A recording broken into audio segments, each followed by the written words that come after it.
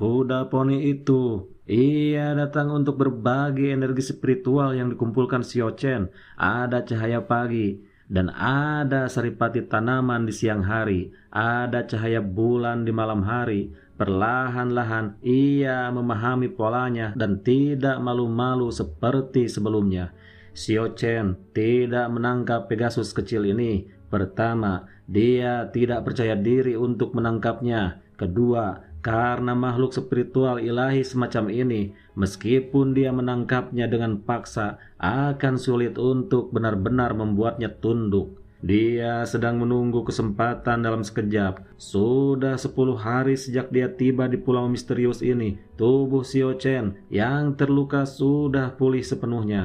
Kepak-kepak burung laut yang tak terhitung jumlahnya terkejut dan terbang menjauh dari hutan. Burung yang tidak jauh dari sana, kuda poni itu tampak seperti diukir dari batu giok halus. Ia berlari sambil menginjak pucuk pohon seperti cahaya keperakan. Xiao Chen merasa ada seseorang yang mendekat. Kecepatan orang yang mendekat itu sangat cepat. Itu benar-benar seperti cahaya yang berkedip-kedip lewat. Ia melewati hutan itu dalam sekejap. Setelah itu, ia menatap Xiao Chen dari jauh. Pria itu bertubuh tinggi dan tegap. Seluruh tubuhnya basah kuyup dan ada sedikit darah di sudut mulutnya. Penampilannya bisa dibilang tampan, tetapi dia memancarkan aura yang sangat istimewa, terutama sepasang matanya yang sangat dalam dan memancarkan hawa dingin yang menakutkan. Pendek kata, perasaan seperti itu adalah menyeramkan. Dia benar-benar melihat seseorang di pulau terpencil ini, dan itu bukan Zhao Lin Er. Xiao Chen tidak merasakan kegembiraan sedikit pun di hatinya. Berdasarkan perasaan bahwa pemuda di depannya adalah orang yang berbahaya, dia menjadi berhati-hati. Dia memperlambat sirkulasi teknik rahasia di tubuhnya. Dia ingin menyembunyikan kekuatan aslinya. Di hutan tak jauh dari sana, burung laut yang tak terhitung jumlahnya terkejut dan terbang menjauh lagi. Sosok lain bergegas mendekat dengan kecepatan tinggi. Kecepatannya secepat kilat. Dia tiba dalam sekejap mata. Gadis muda ini memiliki tubuh anggun dan lekuk tubuh yang indah. Kakinya yang ramping dan seputih salju terlihat samar-samar di balik rok yang hampir transparan itu. Kedua tangannya yang seperti batu giok dan perutnya yang rata semuanya terekspos. Puncak kembarnya yang menjulang tinggi terbungkus dalam lapisan kain kasa tipis yang sangat menggoda. Rambutnya yang hitam berkilau basah kuyup dan tersebar di bahunya. Kulitnya yang halus dan lembut berkilau dan berkilau. Penampilannya sangat genit dan menawan. Namun matanya yang seperti bunga persik menunjukkan ekspresi ketakutan saat itu. Baru setelah dia tiba di sana dan berdiri di samping dengan pemuda itu, dia perlahan-lahan menjadi tenang. Raungan-raungan samar naga tiran bercakar delapan terdengar dari tepi pantai. Melihat penampilan mereka yang basah kuyup, tidak sulit membayangkan bahwa mereka pasti baru saja bertemu dengan naga tiran. Kabut mengepul dari tubuh pemuda dan pemudi itu. Dalam sekejap mata, pakaian mereka yang basah kuyup menjadi kering seperti sebelumnya. Dapat dilihat bahwa kultivasi mereka tidak biasa. Cahaya redup berkedip-kedip di tubuh mereka saat mereka berdua melangkah maju. Bahkan jika kultivasi orang-orang di dunia abadi mencapai surga, Xiao Chen tidak akan terkejut. Bagaimanapun, ini adalah tujuan akhir para seniman bela diri. Orang-orang paling luar biasa dari dunia panas sejak zaman kuno, semuanya telah memasuki ruang ini. Siapa kamu? Mengapa kamu ada di sini? Pria muda itu membuka mulutnya dan bertanya. Aksennya agak aneh. Tapi Xiao Chen mampu memahaminya sepenuhnya. Xiao Chen merasa bahwa mereka berdua tidak memiliki niat baik. Niat membunuh yang samar-samar terlihat terpancar. Dia membuka mulutnya dan berkata dengan tenang. Dia tidak menyembunyikan apapun dan mengungkapkan identitasnya. Dia samar-samar menunjukkan bahwa tidak mungkin bagi mereka untuk memiliki dendam. Tidak mungkin bagi mereka untuk menjadi musuh. Mendengar perkataan Xiao Chen, mereka berdua sangat terkejut. Mereka tidak dapat menahan diri untuk mundur beberapa langkah. Jelaslah bahwa praktisi yang dapat menembus kehampaan dengan seni bela diri, mereka pastilah kuat di dunia ini. Kalau tidak, mereka berdua tidak akan bisa memiliki ekspresi seperti itu. Ketika mereka mendengar penjelasan Xiao Chen bahwa ia terpaksa mengikuti Lan Nuo ke dunia abadi, barulah pemuda dan pemudi itu merasa lega. Mereka tampak menghela napas lega. Aku tidak tahu apakah aku harus mengatakan kau beruntung atau tidak beruntung. Meskipun kau memasuki dunia abadi, lokasi di mana kau menerobos kehampaan benar-benar terlalu mengerikan. Wilayah laut ini adalah lautan tabu yang terkenal. Dan pulau ini bahkan lebih hehehe. Tawa pemuda itu agak dingin, tetapi niat membunuhnya tampaknya telah menghilang. Ia dan wanita menawan itu berjalan menuju danau kecil bersama-sama. Mereka tampak benar-benar santai di danau hijau yang dikelilingi tanaman merambat, bunga harum, dan pepohonan hijau. Sungguh malang. Aku tidak menyangka akan bertemu dengan binatang ganas purba tepat setelah memasuki pulau ini. Wanita cantik berpakaian minim itu mengeluh. Sekarang kapalnya sudah rusak dan semua pelautnya sudah dimangsa naga jahat. Bagaimana kita bisa kembali? Aku seharusnya tidak datang. Kita seharusnya bersuka cita karena selama beberapa ratus tahun kita mungkin menjadi satu-satunya yang memasuki pulau ini hidup-hidup. Setelah berbicara sampai di sini, pemuda itu melirik Xiao Chen dan berkata, "Bisakah kamu menyiapkan makanan untuk kami?" Kata-katanya sangat tegas. Daripada mengatakan itu permintaan, akan lebih baik mengatakan itu perintah. Namun, Xiao Chen sangat tenang saat dia menjawab, "Tentu."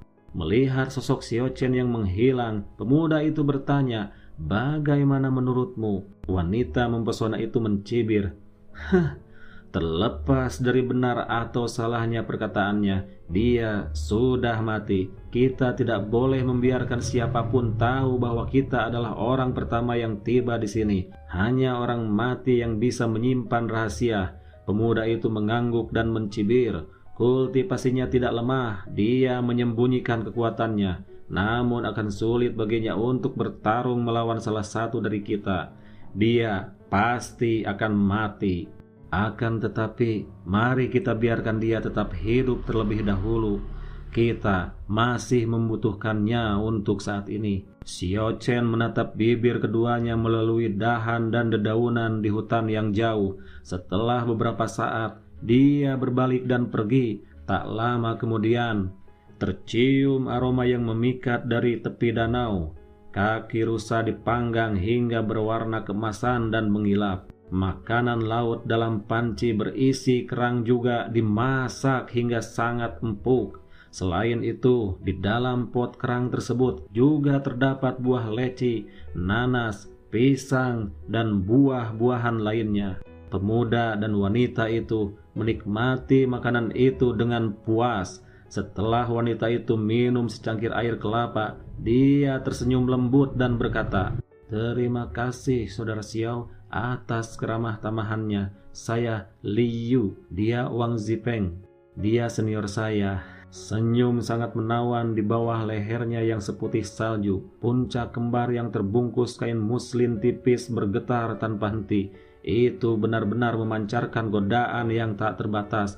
penampilannya yang mempesona sangat menawan, Wang Jipeng melanjutkan, "Mustahil bagimu untuk pernah mendengar nama kami, tapi mungkin kamu pernah mendengar tentang leluhur kami. Bolehkah aku menanyakan nama leluhurmu?" Secara samar-samar, Xiao Chen sudah mengetahui bahwa leluhur ini kemungkinan besar datang dari dunia manusia dengan menerobos kehampaan. Raja Iblis Si Jisuan. Ketika Wang Zipeng dan Liu mengucapkan nama ini, mereka memperlihatkan ekspresi penuh hormat dan terpesona yang tak tertandingi.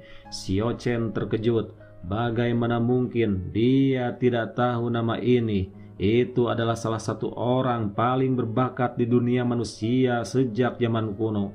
Dia setenar Bodhidharma Zhan Sanpeng, Dugu Kyobai, dan yang lainnya. Setelah teknik iblis abadi dilepaskan, siapakah di dunia ini yang dapat menandinginya?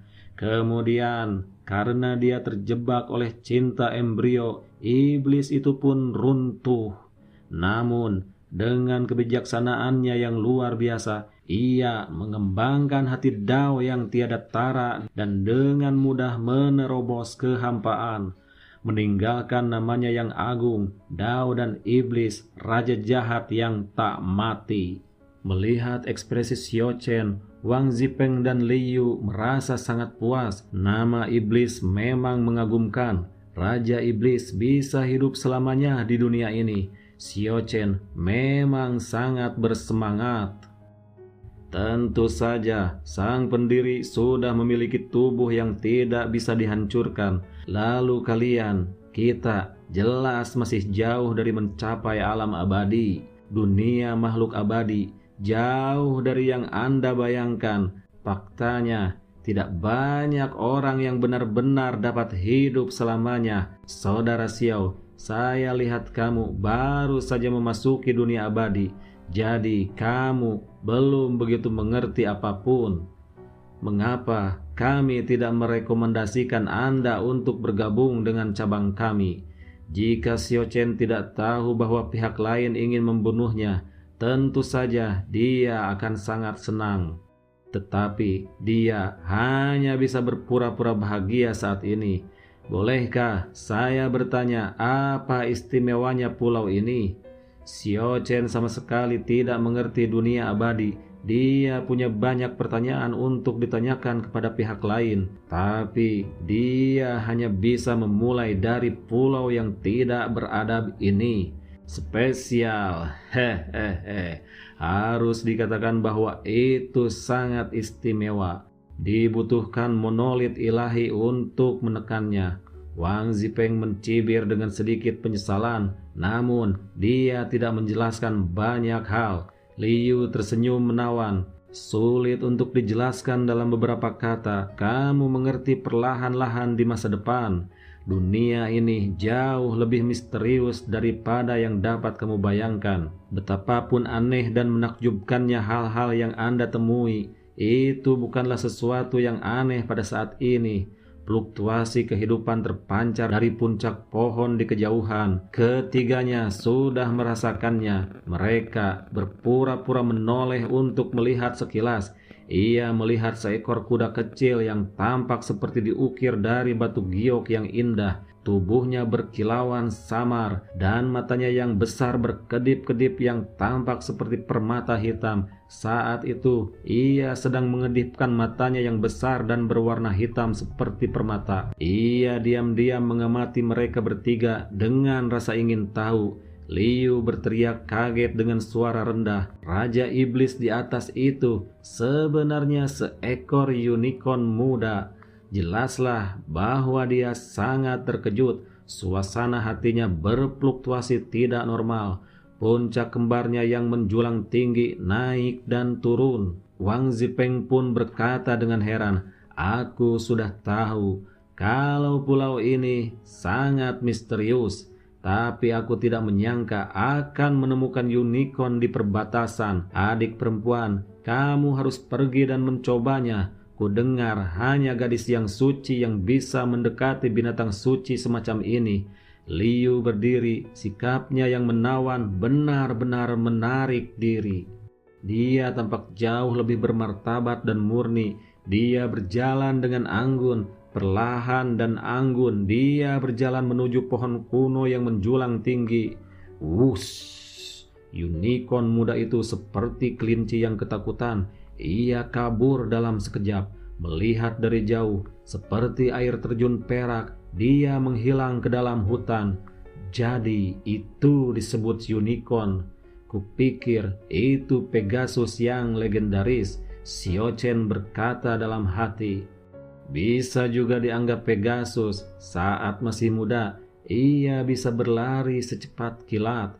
Setelah memasuki tahap dewasa, ia akan mampu terbang tinggi di angkasa. Pada saat yang sama, saat ia marah, ia juga akan memiliki kekuatan serangan yang tak tertandingi.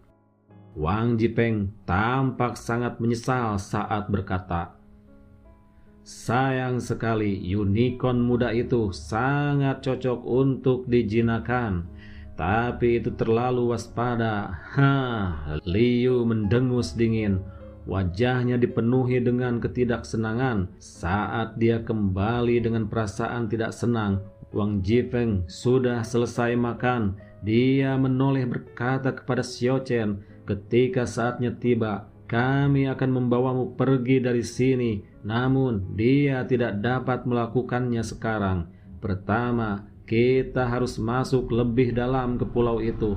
Kedua, kita harus menunggu kapal kita datang menyelamatkan kita. Apakah kamu bersedia ikut dengan kami? Untuk ini, apa yang bisa dikatakan Siochen? Dia hanya bisa menjawab dengan kesedihan, dan dia harus berpura-pura bahagia. Itu bagus. Pergi dan kumpulkan lebih banyak garam laut untuk perjalanan kita. Pulau ini sangat berbahaya dan ada banyak binatang purba di tanah terpencil yang hebat. Kita hanya bisa menghindarinya dan mengambil jalan memutar. Aku tidak tahu berapa hari yang dibutuhkan untuk benar-benar memasuki kedalamannya. Melihat Siochen yang berangsur-angsur menjauh, ekspresi Liu berubah dingin. Katanya, kita bunuh saja sekarang juga untuk mencegah terjadinya kecelakaan. Wang Jipeng yang menggelengkan kepalanya dan berkata, kamu juga melihatnya, kita masih membutuhkannya untuk tugas-tugas ini. Mari kita tunggu 2 hari lagi. Pulau ini penuh dengan bahaya. Mungkin kita bahkan bisa menggunakannya sebagai umpan untuk memikat binatang buas itu. Keduanya mencibir dingin. Di hutan yang jauh, Siochen dengan penuh perhatian memperhatikan mulut mereka. Lalu dia diam-diam mundur. Jika dia tidak tahu cara membaca bibir, dia mungkin bahkan tidak tahu bagaimana dia meninggal. Dia bisa melihat bahwa Wang Jipeng dan Liu tampak terburu-buru. Mereka tidak ingin membuang waktu. Setelah Siochen mengumpulkan cukup garam laut, mereka memulai perjalanan mereka. Mereka sudah berjalan selama 1 jam. Pohon-pohon tua yang menjulang tinggi semakin lebat. Pohon-pohon hijau besar menutupi langit. Di hutan purba yang tak berujung, pohon-pohon kuno yang berusia ribuan tahun bahkan tidak dapat dikelilingi oleh selusin orang. Tanaman merambat tua yang tebal membentang beberapa ratus meter. Burung-burung ganas dan binatang buas berkeliaran dari waktu ke waktu. Auman mereka tak henti-hentinya. Mereka bertiga sudah melihat puluhan burung aneh dan binatang buas yang jarang terlihat. Untuk menghindari masalah yang tidak diinginkan, mereka berusaha semaksimal mungkin untuk menghindari pertempuran dengan mereka. Perjalanan di hutan purba, mereka sering melihat tulang binatang berwarna putih salju. Banyak di antaranya yang panjangnya mencapai 8 atau 9 meter. Jelaslah bahwa itu adalah kerangka binatang buas dari era kehancuran besar. Sepanjang perjalanan, Siochen melihat jejak yang ditinggalkan oleh naga tiran bercakar 8. Sepanjang perjalanan, ada beberapa sisik perak yang terlepas bekas cakaran besar di tanah itu. Sangat mengejutkan. Panjangnya bahkan lebih panjang dari tubuh Siochen. Kemanapun mereka lewat, pohon-pohon akan tumbang. Siochen benar-benar ingin tahu binatang purba macam apa yang dilawan naga tiran bercakar 8 malam itu. Wang Zipeng dan Liu tidak tahu tentang pertempuran antara naga tiran bercakar 8 dan binatang purba lainnya beberapa hari yang lalu. Mereka merasa khawatir sepanjang perjalanan. Tidak lama kemudian, Siochen menemukan tempat di mana binatang purba bertarung malam itu. Tempat itu awalnya merupakan hutan terbuka, namun kini seluruh hutan telah rata dengan tanah. Hanya ranting-ranting patah dan daun-daun layu yang tertinggal di tanah. Di hutan yang berantakan, hamparan besar noda darah tertinggal. Ada banyak sisik perak yang pecah. Itu milik naga tiran bercakar 8. Ada juga banyak sisik hijau yang pecah. Itu jelas milik binatang buas lainnya. Melihat semua ini, kulit Wang Zipeng dan Liu sangat tidak sedap dipandang.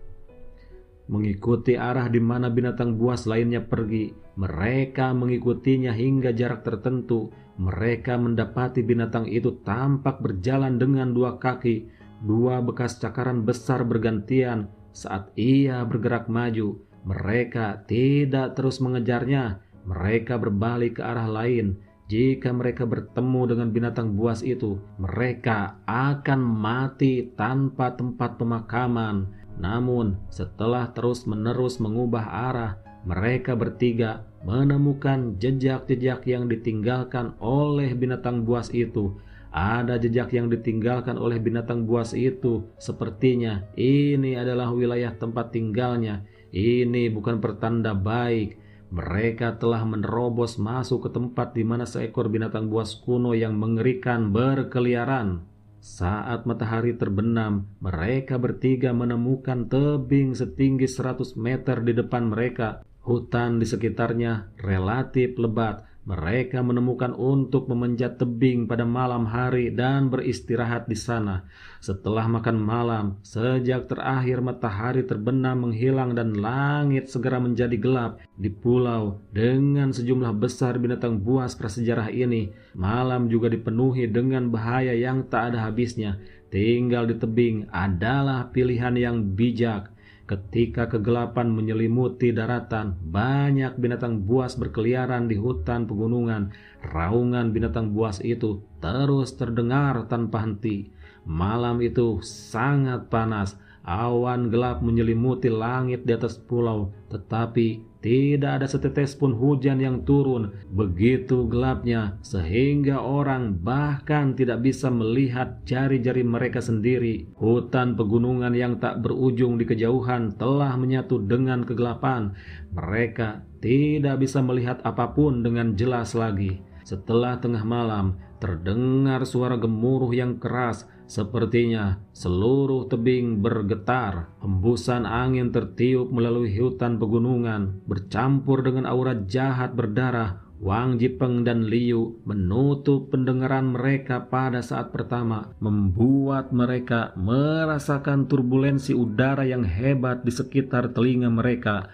Kalau saja gendang telinga mereka tidak segera dilindungi, pasti sudah hancur. Raungan binatang buas yang menggetarkan bumi ini sungguh sangat mengerikan. Di hutan pegunungan di kejauhan, seekor monster besar. Jaraknya terlalu jauh. Mereka tidak dapat melihat wujud aslinya dengan jelas. Namun, mereka samar-samar dapat melihat bahwa itu setinggi gunung kecil. Gemuruh binatang buas besar itu meraung saat maju di hutan pegunungan. Mereka bahkan bisa merasakan getaran yang datang dari jauh dari arah jurang.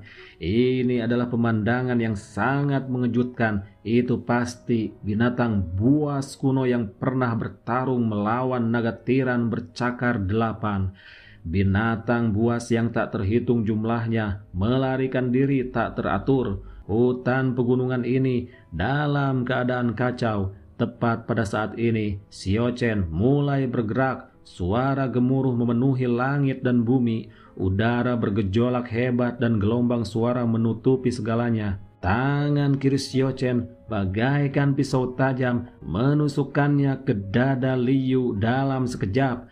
Pada saat yang sama, tangan kanannya mencabut pedang panjang di pinggangnya. Pedang panjang itu diacungkan dan darah menyembur keluar. Wang Zipeng yang punggungnya menghadap Xiao-Chen mengeluarkan pekikan mengerikan saat tangan kanannya terlempar dari tebing pembunuhan yang menentukan. Semua ini terjadi dalam sekejap. Tanpa penundaan, Liu langsung mengenai titik vital Wang Zipeng terlalu tajam.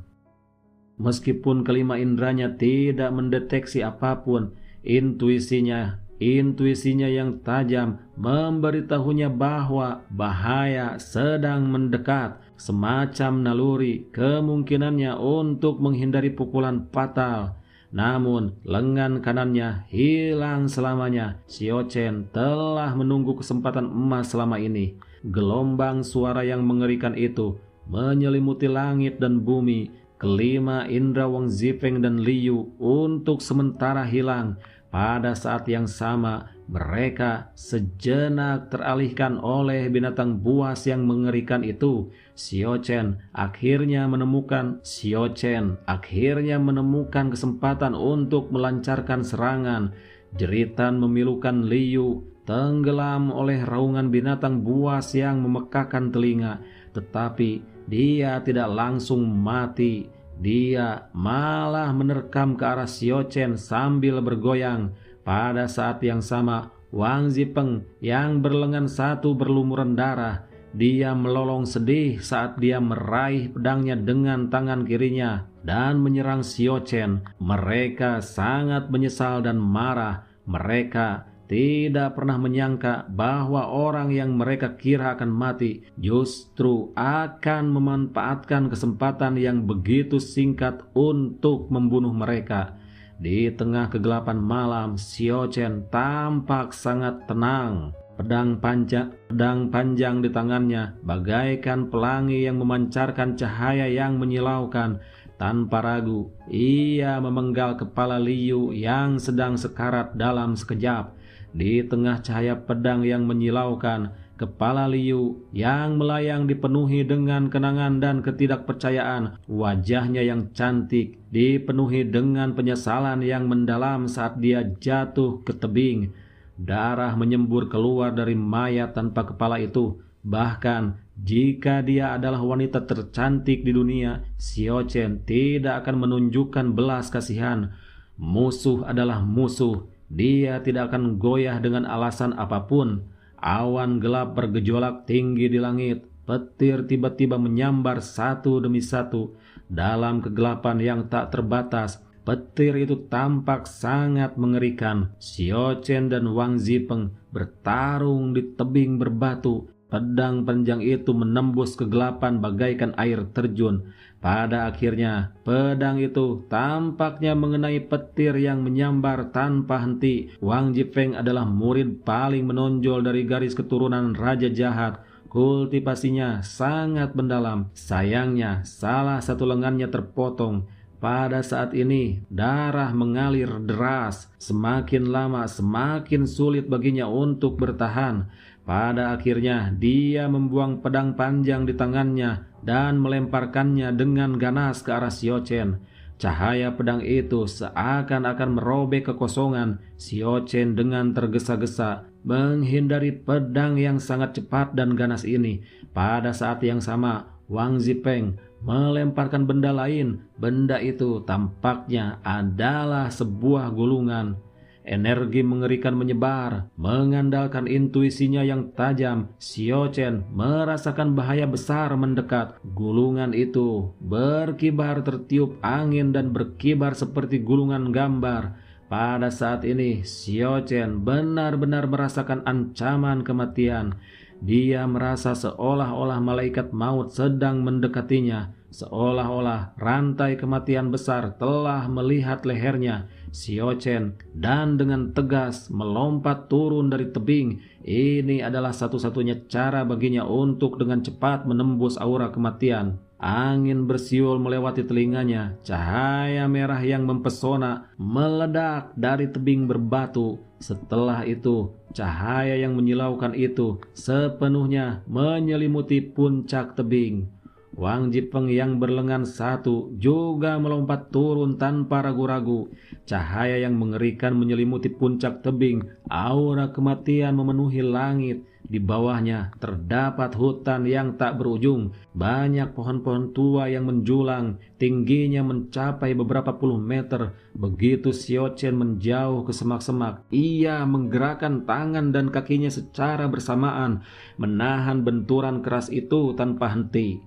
Setiap tanaman merambat adalah jimat pelindungnya. Begitu saja dia jatuh tertunduk pada akhirnya. Selain ki dan darahnya yang melonjak dan beberapa luka dalam yang ringan, dia tidak dapat mengalami masalah besar. Begitu dia mendarat, Wang Zifeng sudah mendarat di tanah dalam situasi berbahaya. Seluruh tubuhnya berlumuran darah, rambutnya acak-acakan, dan dia terlihat sangat menyedihkan. Xiao Chen mengambil pedang panjang di tanah dan melesat maju dengan kecepatan tinggi. Seorang tidak boleh sebodoh itu saat berhadapan dengan musuh. Wang Zifeng benar-benar menyerbu maju dengan tangan kosong. Ia menyerang dengan telapak tangannya dan cahaya ilahi melintas di telapak tangannya. Cahaya itu seperti sinar pelangi yang bersentuhan dengan pedang panjang. Xiao Chen merasa lengan kanannya seperti disambar petir. Kekuatan mengerikan terpancar dari pedang panjang itu. Pedang panjang yang memancarkan aura dingin itu bergetar hebat. Setelah itu, pedang itu mengeluarkan suara yang tajam dan benar-benar mulai patah inci demi inci. Pada akhirnya, hanya gagang pedang besi halus sepanjang 1 meter yang tersisa. Xiao Chen tidak dapat menghindar. Dia membuang gagang pedang yang patah dan mendorong ke depan dengan kedua telapak tangannya. Cahaya yang menyilaukan menerangi langit malam. Suara angin dan guntur bergema di hutan. Cahaya warna-warni menenggelamkan hutan pegunungan.